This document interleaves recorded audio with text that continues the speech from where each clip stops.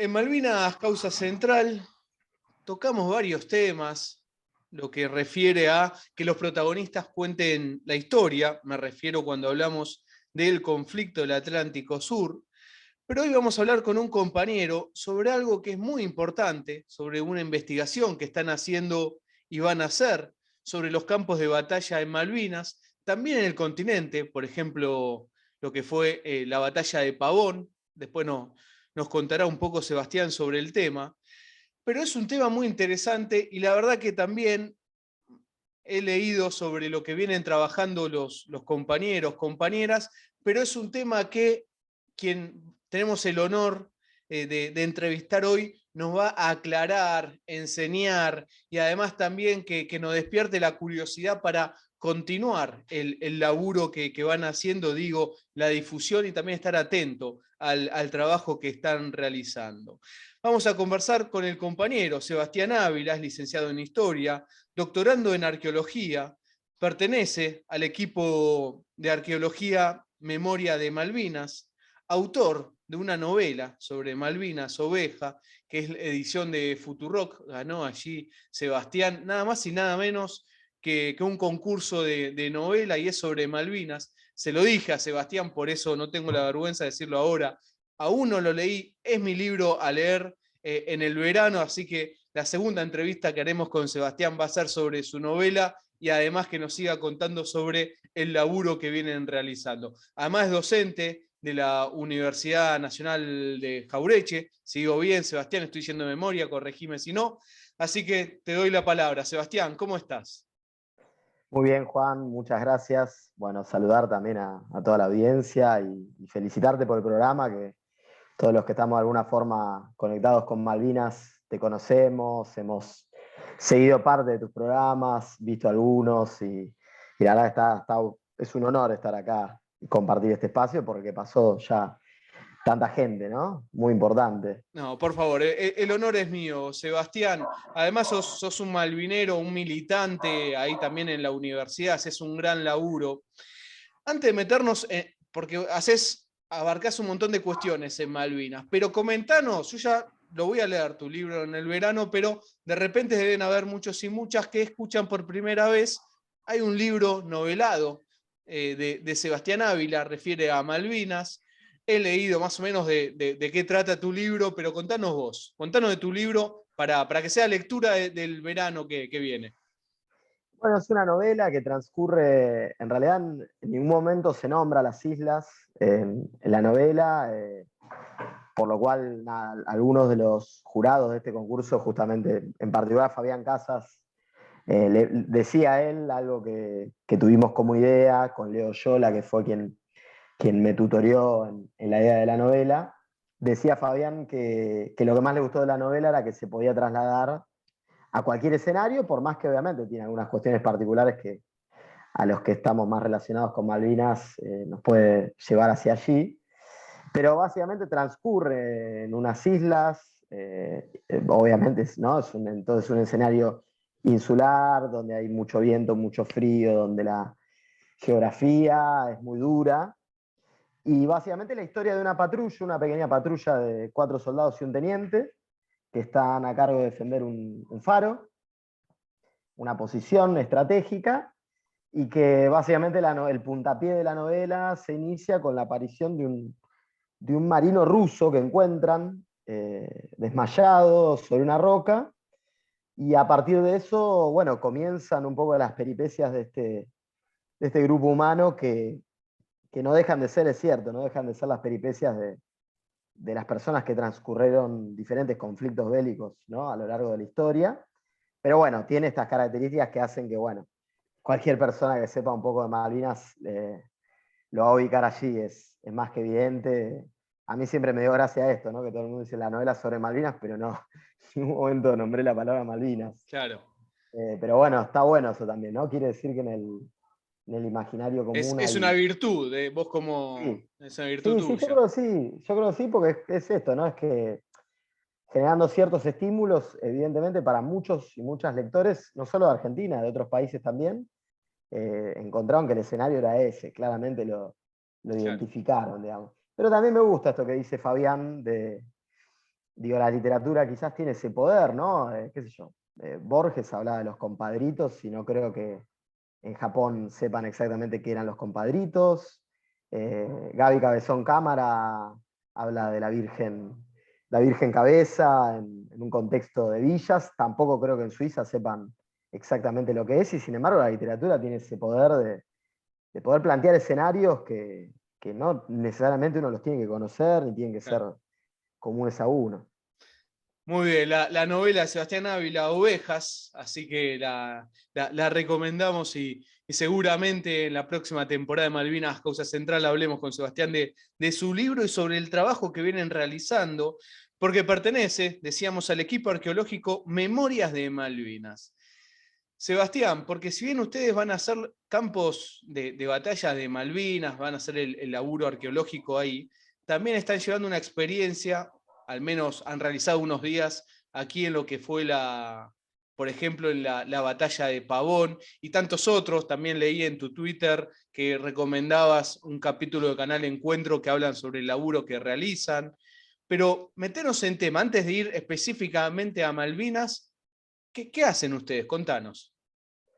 Bueno, nosotros, el equipo de Arqueología de Memoria de Malvinas, se conformó a fines de 2020, en plena pandemia, y básicamente surgió justamente, bueno, acá se conecta un poco con la novela, porque después cuando terminé de escribir Ovejas, Leo Yola justamente me aconsejó que fuera a las islas, porque siempre que escribía yo y él me hacía las devoluciones de los capítulos, él creía que yo ya había estado allá y yo no había estado.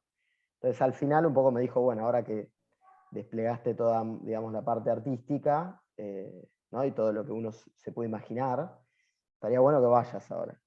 Y fui en 2020, en enero de 2020, y en ese viaje una de las cosas que más me cautivó de las islas fueron los objetos. Los objetos de todo tipo que han dejado nuestros soldados allí, Perdón, que ¿el todavía, 2020 fuiste, Sebastián? enero de 2020, antes de la pandemia, justo ahí Justo, justo, sí, entre bien. los últimos vuelos. Y algo que me maravilló, si bien yo había leído algo, pero la verdad que es muy distinto leer sobre gente que viajó a estar allí. En particular, yo fui a buscar la posición de un amigo mío que no había viajado todavía a las islas, Mariano Justo, soldado del regimiento de Patricios. Y en el camino a buscar su posición, se va a encontrar con una amplia variedad de objetos, y algunos de los cuales no hace falta que uno haga ningún estudio arqueológico para visualizarlo y decir, bueno, esto es una zapatilla flecha, esto es una botella, esto es una lata de mirinda, etcétera, ¿no? Muchos elementos que uno puede fácilmente identificar. Y a partir de eso fue que, primero que nada, me di cuenta que los isleños, esto no es ningún secreto, en los campos de batalla de las islas, lo que hacen ellos es practican algo que se llama el turismo de campos de batalla, que es algo que se hace en otros lugares del mundo, pero en particular en las islas, cuando llegan los cruceros, porque llegan muchos cruceros que van a la Antártida y pasan por allí, llevan a los turistas y hacen este turismo de campos de batalla. Y ahí los objetos justamente sirven como insumo para que los guías turísticos cuenten una narrativa de la guerra, digamos, ¿no? Los objetos, hay muchos monumentos, básicamente británicos, porque en el caso de argentinos no está permitido montar ningún tipo de monumentalidad. Y a partir de eso fue que, bueno, un poco, digamos, no me pareció muy justo el tratamiento de esa cultura material. De hecho, fui al museo a consultar cuál era, qué hacían con estos materiales, y la verdad que no me supieron decir muy bien cuál era lo que nosotros, un poco en arqueología, conocemos como el plan de manejo, se llama, ¿no? Cuando hay restos, ¿no? Materiales atribuibles o no a una cultura, lo que se hace es plan de manejo, que significa eso, significa yo voy caminando por la Pampa, me encuentro con una bandera de la Confederación Argentina, bueno, ¿qué es lo que tengo que hacer? ¿No? Entonces, ese plan de manejo ya preexistente permite que las personas respondan un poco a esas normas para cuidar ese patrimonio, etcétera, con otros objetivos. Y a partir de eso fue que cuando ya volvía de las islas, nada, me sentí muy impulsado a trabajar con estos objetos, y particularmente la carrera de historia de la UBA, que es donde yo me formé, no es lo común, es raro que alguien trabaje con objetos materiales. En general, la tarea del historiador, como se enseñaba por lo menos en ese momento, no sé ahora, consistía en el análisis de fuentes documentales, ¿sí? Entonces, los objetos eran como algo ajeno a mi carrera y que pertenecía a los arqueólogos y a los antropólogos como mucho. Un poquito a los sociólogos del arte también, a otras, ¿no? A otras vías de aproximación. Entonces, inevitablemente me vi impelido a contactarme justamente con arqueólogos y arqueólogas, y en particular lo que empecé a encontrar, porque ahí sí ya estábamos en pandemia, porque yo volví en enero, febrero, en marzo ya entramos con la pandemia, empecé a encontrar que había mucho trabajo en Argentina de arqueólogos que hacían campos de batalla, lo cual para mí venía bárbaro porque era justo donde yo estaba tratando de apuntar los cañones, ¿no? Usando la metáfora bélica. Y ahí fue que contacté primero que nada a Carlos Landa y a Juan Leoni, que son dos arqueólogos que trabajan hace más de 20 años en campos de batalla. La serie que vos decías se llama Memorias del Frente, que está en Canal Encuentro, se las recomiendo.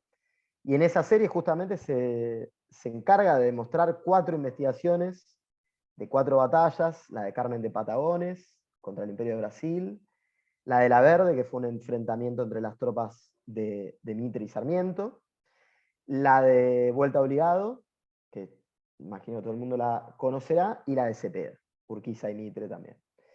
Entonces, cuando me encontré con ellos, como estamos haciendo nosotros ahora, de manera virtual, Carlos me contó que había sido invitado 2 veces a hacer arqueología en Malvinas, pero que las 2 veces su presencia había sido rechazada por los isleños.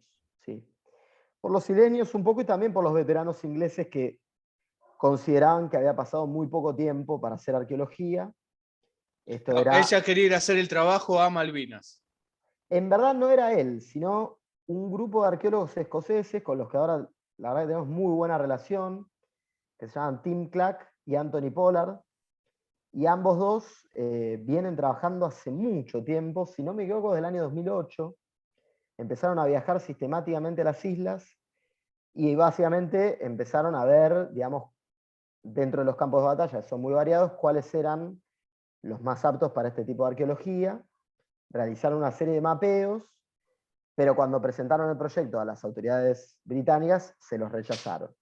Un poco por esto que te digo, que los veteranos ingleses consideraban que había pasado demasiado poco tiempo, y otro poco por la presencia de Carlos, porque los escoceses lo que decían con muy buen tino era que no está bien en términos científicos estudiar un campo de batalla solamente con la mirada encima en un conflicto estatal, digamos, ¿no? Porque, digo, en las guerras civiles argentinas uno puede de alguna forma abarcar federales, unitarios, ¿no?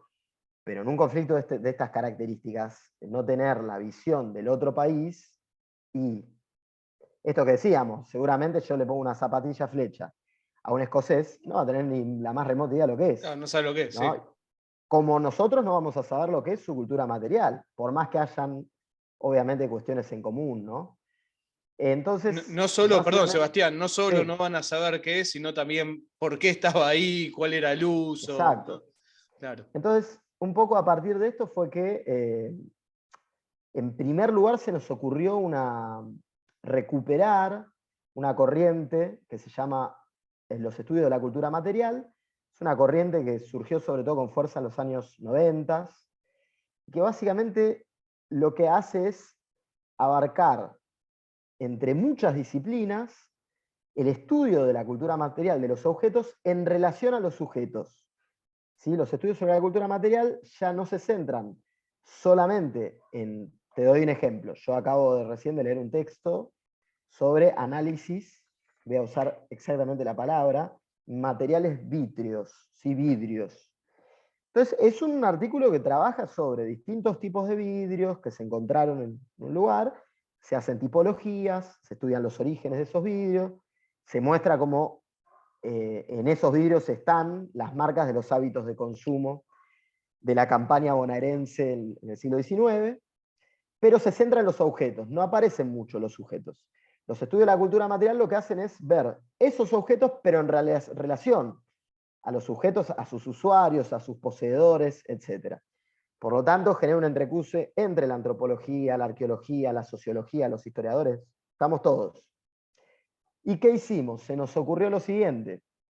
Como estaban cerrados los vuelos a las islas, te estoy hablando más o menos junio, julio del 2020, además que no podíamos salir de nuestras casas, menos que menos íbamos a ir a Malvinas, se nos ocurrió empezar a entrevistar veteranos de guerra acá en el continente, pero a partir de sus objetos.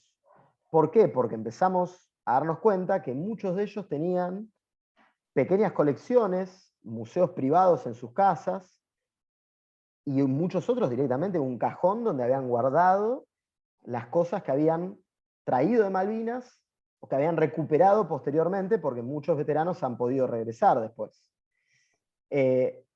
Para resumírtelo, porque en realidad ahí hay de todo, ahí también hay objetos que les entregaron otros veteranos que cayeron en Malvinas, hay objetos que recuperaron otros veteranos que sí volvieron, ellos no, bueno, hay de todo.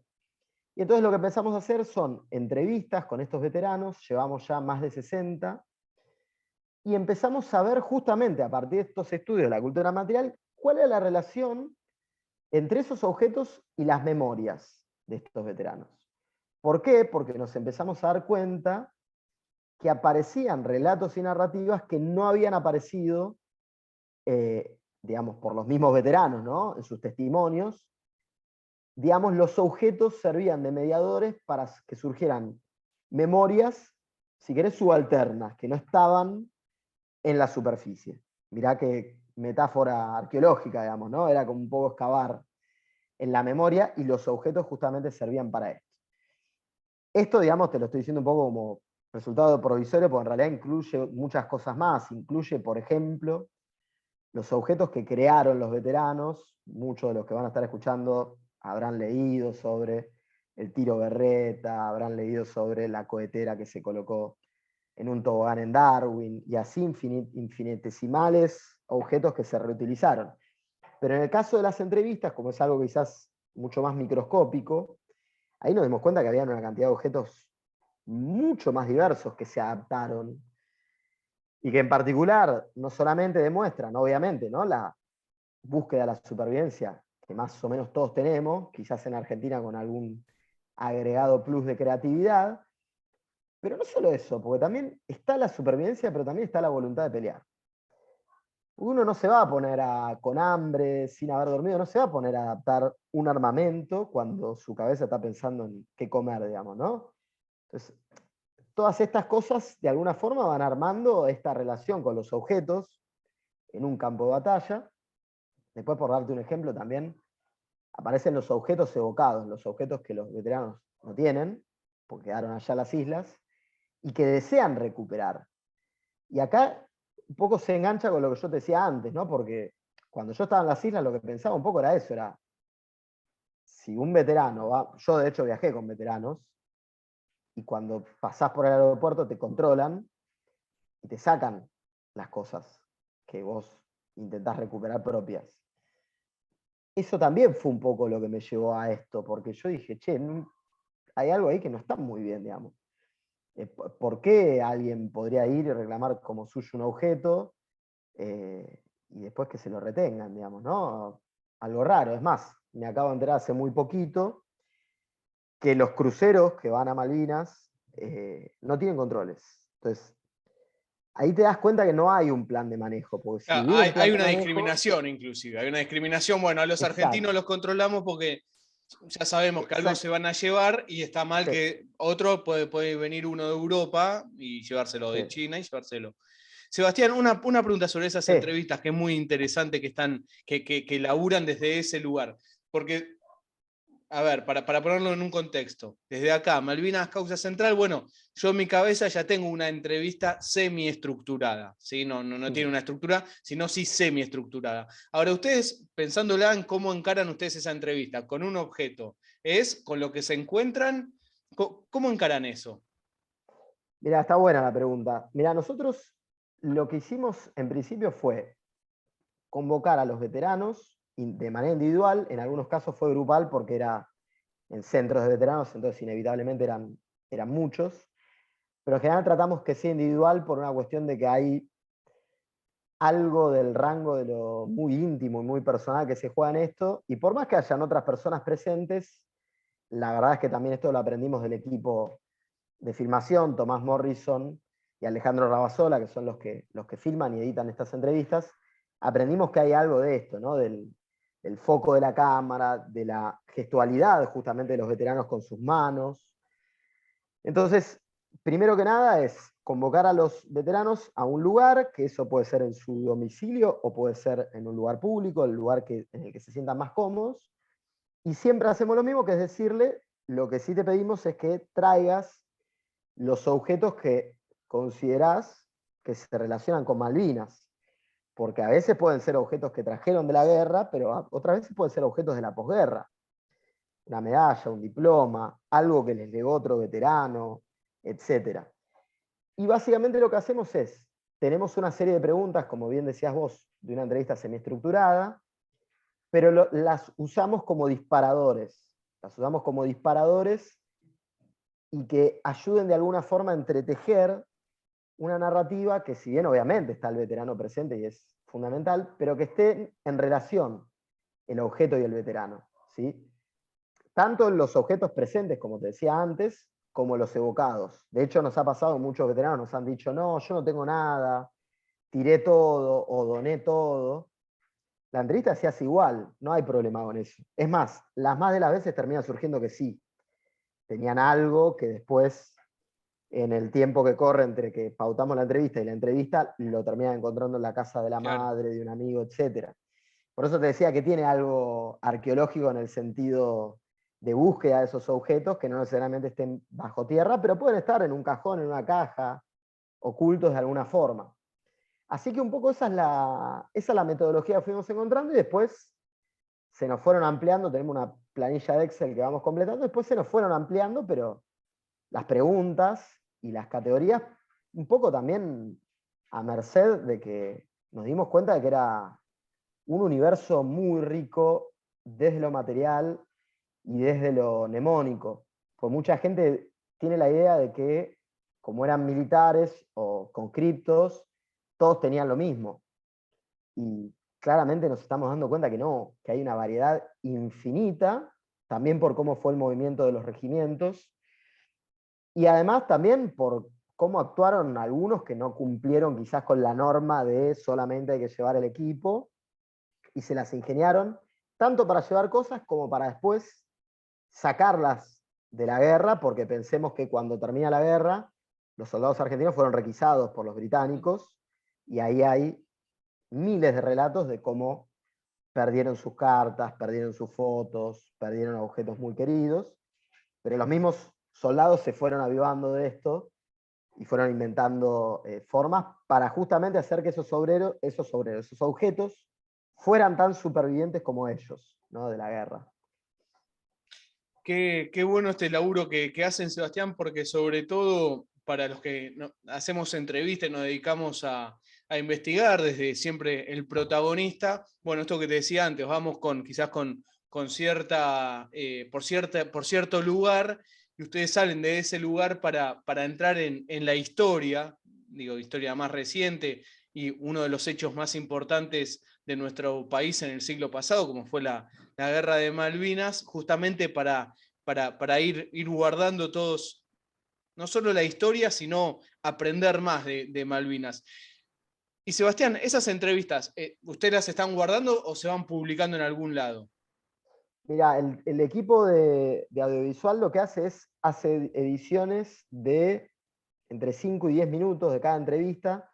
Pensemos que estas entrevistas han llegado a durar 3 o 4 Sí, me horas, imagino, así que sí. es un gran laburo el que Claro. hacen. Y básicamente lo que definimos fue compartir estas entrevistas por las redes sociales, un poco con el objeto de darle una devolución a los veteranos que nos prestan justamente, ¿no?, sus memorias y sus objetos en ese momento, Y por otro lado también porque consideramos esto que vos decías, es un evento nacional, de alcance federal. Por lo tanto, si bien esto es una investigación que tiene su beta académica, la realidad es que estamos hablando sobre algo que nos es común a todos y todas. Entonces consideramos que, no estoy diciendo con esto que otras cosas no se deberían difundir, ¿no? Pero de la ciencia en general, pero digo, en particular esto que hacemos nosotros, bueno, interpela muchas cosas. Nos ha pasado en YouTube de subir estas entrevistas, si no, lo quieren buscar es Objetos Memoria Malvinas, estas 3 palabras, Objetos Memoria Malvinas, en todas las redes estamos.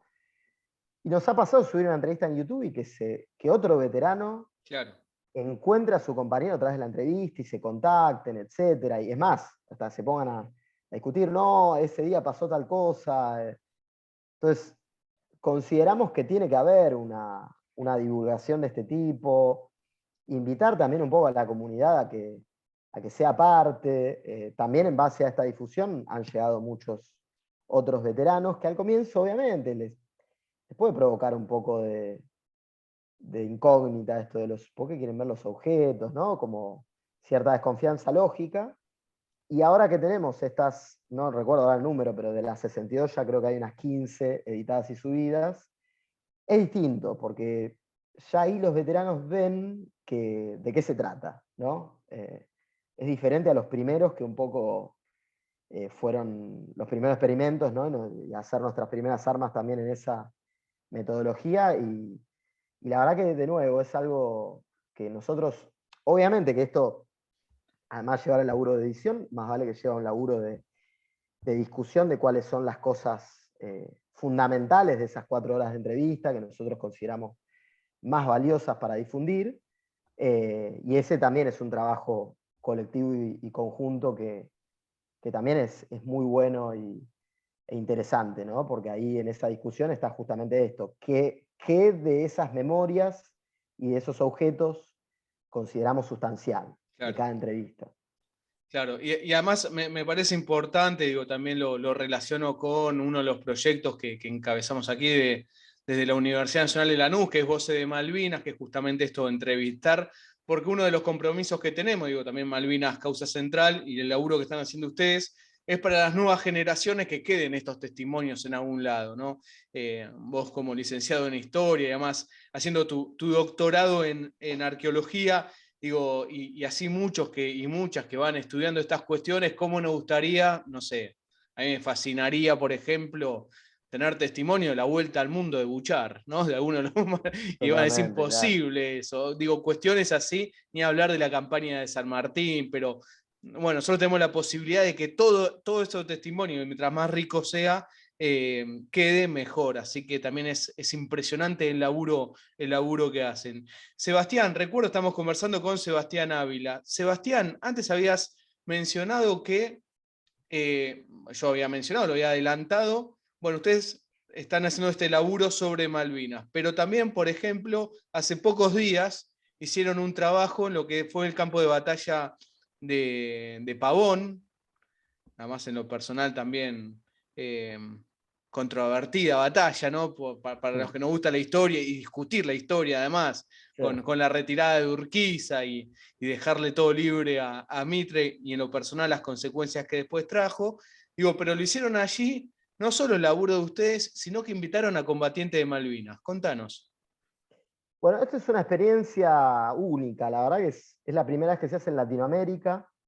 Se viene practicando en Europa y en Estados Unidos, que básicamente es lo que se llama, tiene varios nombres, pero nosotros le decimos arqueología terapéutica, tiene algunos nombres también en inglés, y que básicamente lo que se ha descubierto en varias investigaciones es que la arqueología de por sí como práctica tiene elementos terapéuticos que tienen que ver con la actividad al aire libre, el foco en una misión, el trabajo colectivo y grupal en esto, ¿no? En la búsqueda de un objetivo en particular.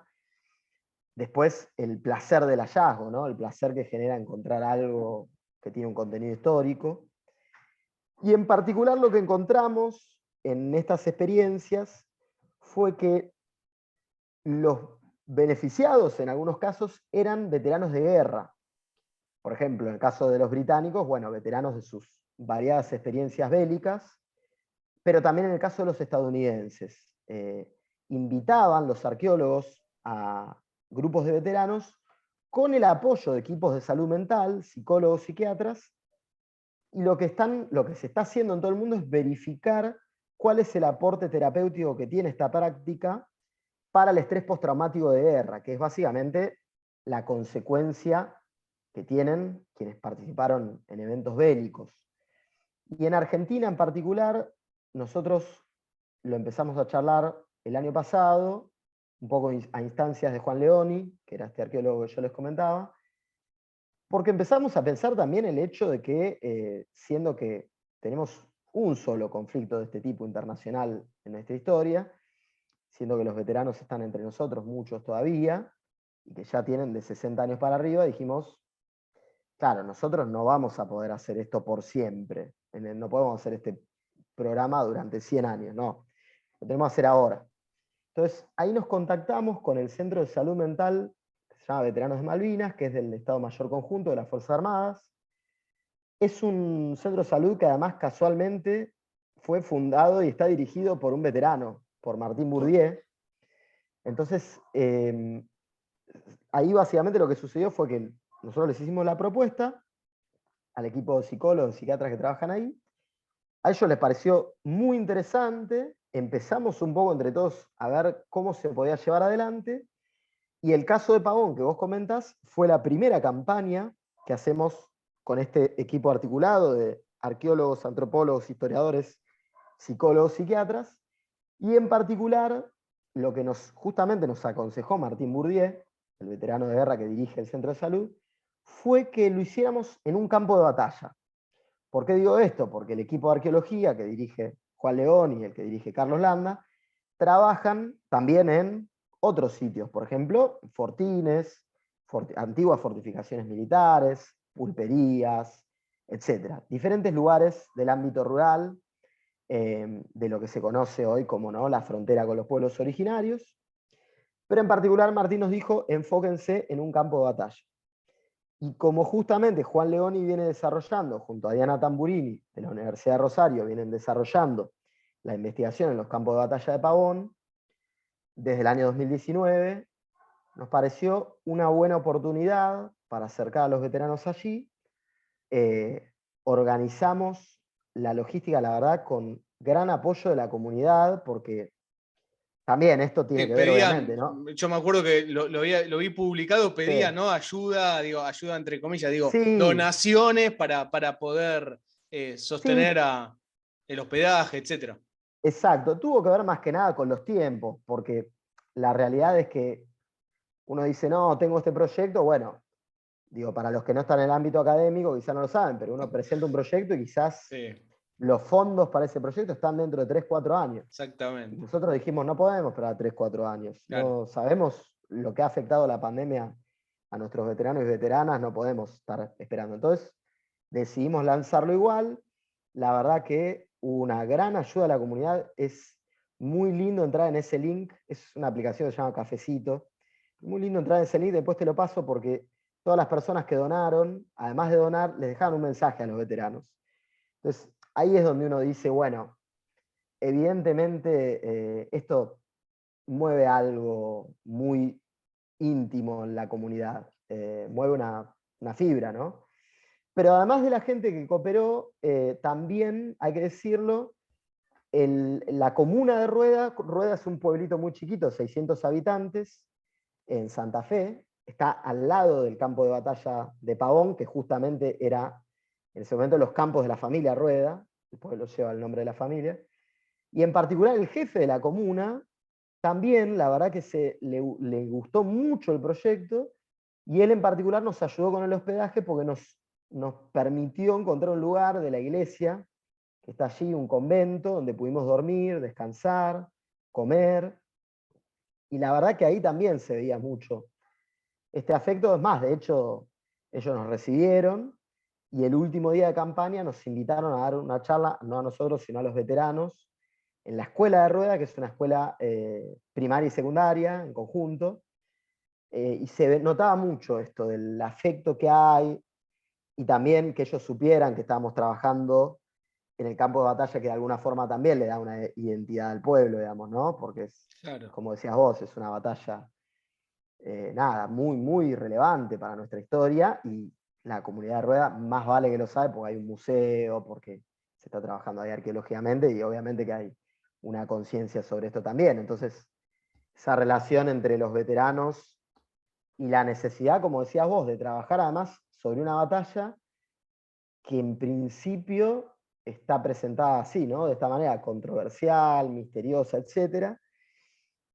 Casualmente, cuando Juan Leoni nos dio la charla introductoria, nosotros llegamos con los veteranos, esto para que se den una idea, es a unos pocos kilómetros del pueblito de Ruedas, un campo, imagínense un campo clásico, ¿no? De plantación de soja, maíz, etc. Pero es un campo que tiene una loma, una lomada muy grande, donde termina y hay una estancia, la estancia de los Naranjos.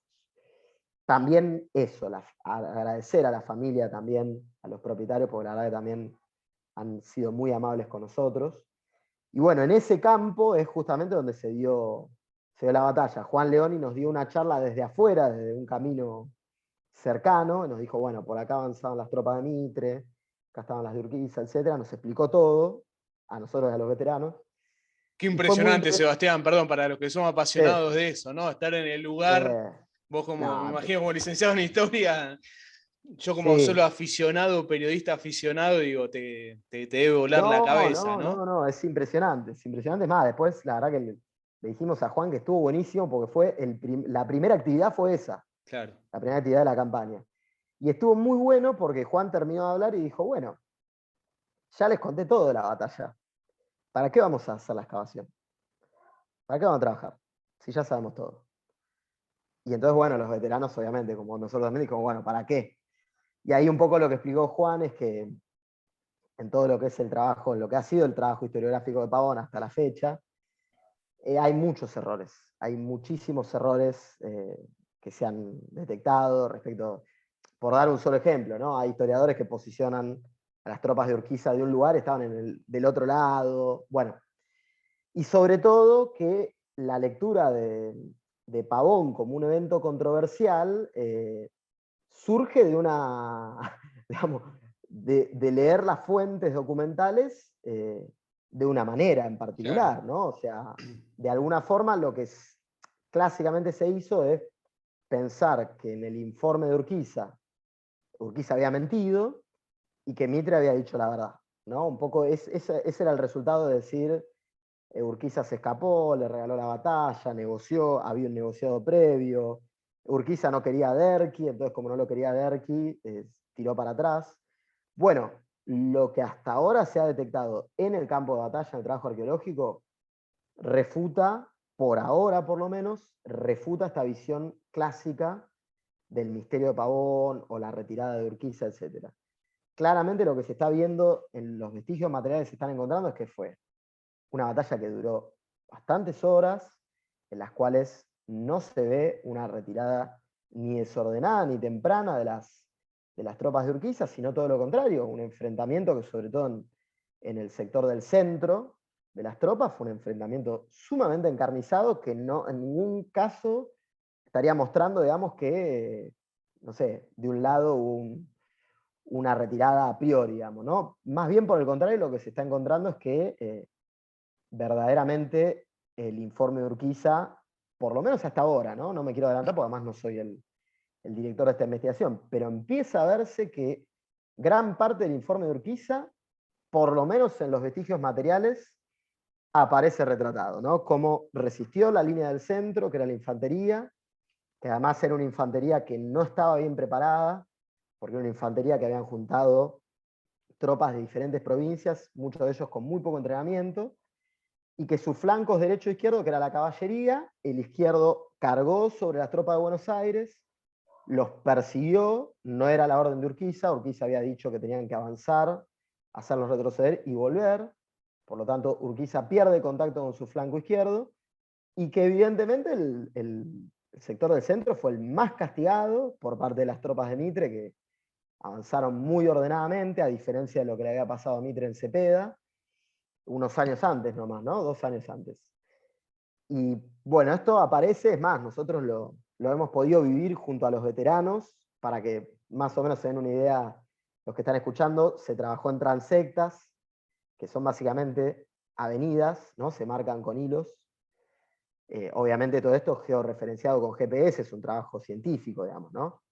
Se eligió una zona de la que ya se venía trabajando y se camina por esa avenida con un detector de metales. Otras personas llevan un GPS, una planilla para anotar los vestigios que van apareciendo.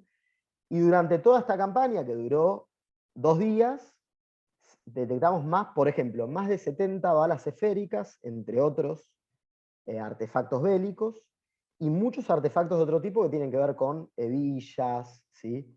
Con otras, o con partes de fusiles, etc.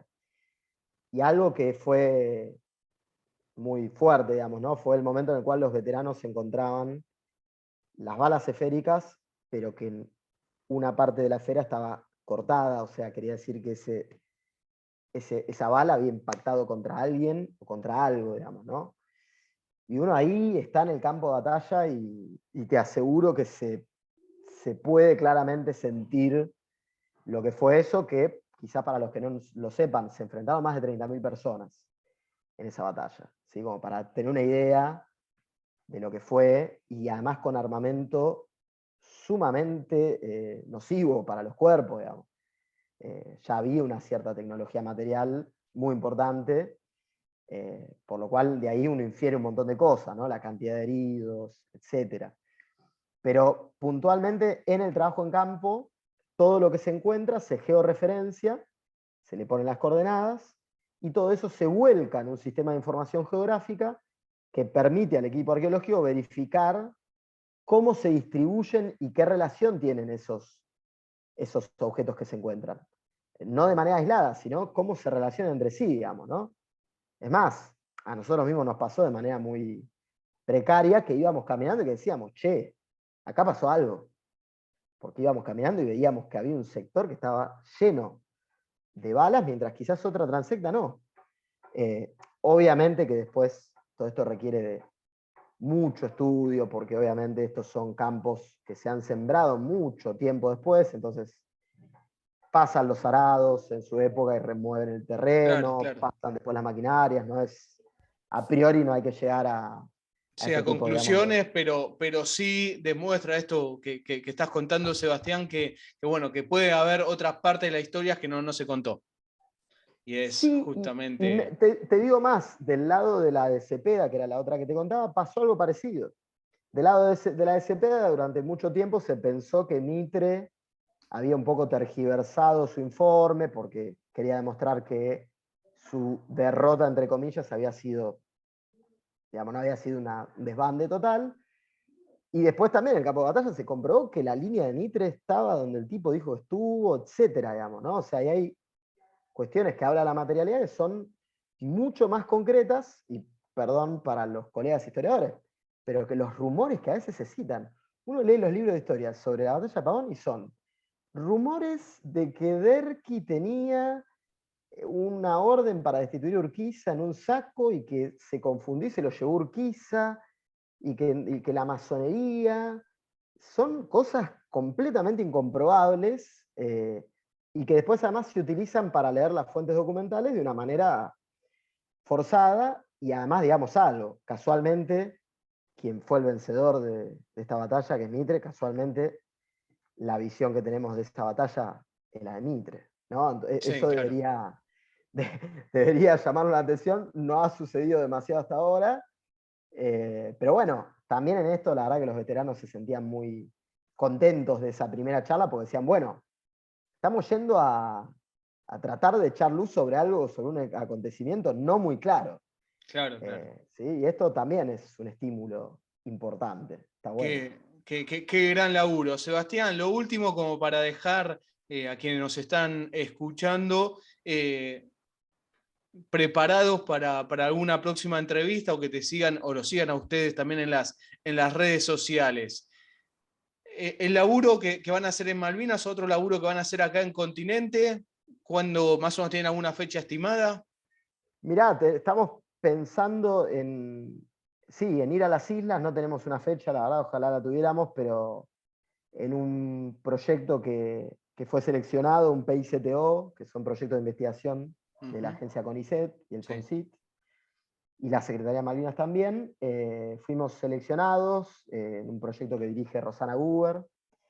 Y la Gran idea maestra, sí ¿no? es Rosana, gran maestra, por tengo que supuesto. Sí, aclarar sí. porque es una referente, Rosana, y gran persona. Fundadora de este espacio de estudios sobre Malvinas, con Federico Lorenz.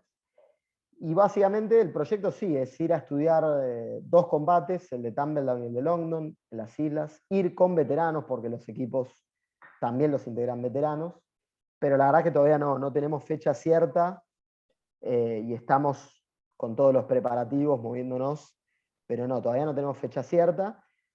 El año que viene, sin duda sí, vamos a hacer otra de estas campañas similar a la de Pavón.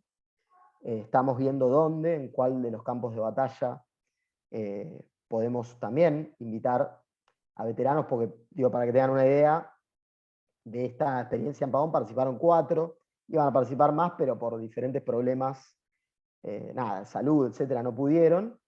Y obviamente queremos replicarla el año que viene para poder invitar a otros veteranos que además se han enterado por los medios y a muchos les ha resultado atractivo. Claro.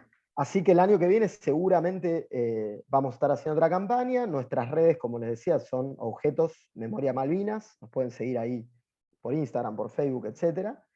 Y vamos un poco ahí también contando algunos de los resultados, comunicando un poco algunas de estas experiencias. Bien, lo seguiremos y Sebastián, voy a intentar poder cubrirlo también periodísticamente, el que ¿Cómo no? hagan la campaña aquí en Continente, y seguiremos en contacto para la que vayan a hacer en nuestras Islas Malvinas. Sebastián, primero felicitarte por el laburo que hacen, interesantísimo. Seguiremos en contacto. Algo que quieras resaltar, algo que yo no haya preguntado y te parezca importante, así como un cierre. No, sobre todo, bueno, agradecerle a los veteranos, veteranas que hemos entrevistado en todos estos años. Agradecer también a las universidades. La verdad que este año estuvimos en el CADIC, en Tierra del Fuego, en la Universidad del Noreste, en Chaco, en Corrientes, en la UNICEN, en Tandil, en Olavarría. Para nosotros es muy lindo que podamos ser parte de esta experiencia colectiva. Y de nuevo, nuevamente agradecer al jefe comunal de Rueda, de este pueblo de Santa Fe, agradecer a sus habitantes y también a todas las personas que incondicionalmente apoyaron esta primera experiencia arqueológica.